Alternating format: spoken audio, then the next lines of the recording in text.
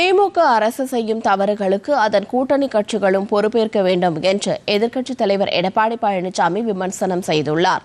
திருப்பூர் மாவட்டம் காங்கேயத்தில் நடைபெற்ற பிரச்சார கூட்டத்தில் பேசிய எடப்பாடி பழனிசாமி, கூட்டணி கட்சிகளை நம்பியே திமுக தேர்தலை எதிர்கொள்வதாகவும், ஆனால் அதிமுக மக்களை நம்பியுள்ளதாகவும் அவர் கூறினார்.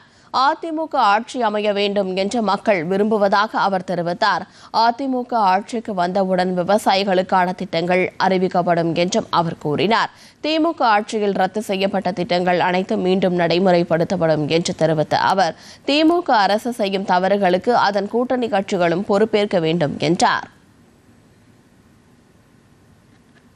நூற்றாண்டு விழாவை முன்னிட்டு 50 கோடி கொடுத்து உடுமலைப்பேட்டை நகராட்சி 100 ஆண்டை இருந்த காலத்தில் அதற்கு 50 கோடி கொடுத்து அதில் பஸ் நிலையம், சந்தை புதிய கட்டம், 16 பூங்கா, நகரத்தில் LED லைட்டு, அதே போல கழிவுநீர் கால்வாய் அமைச்சு கொடுத்த அரசு அதிமுக அரசு.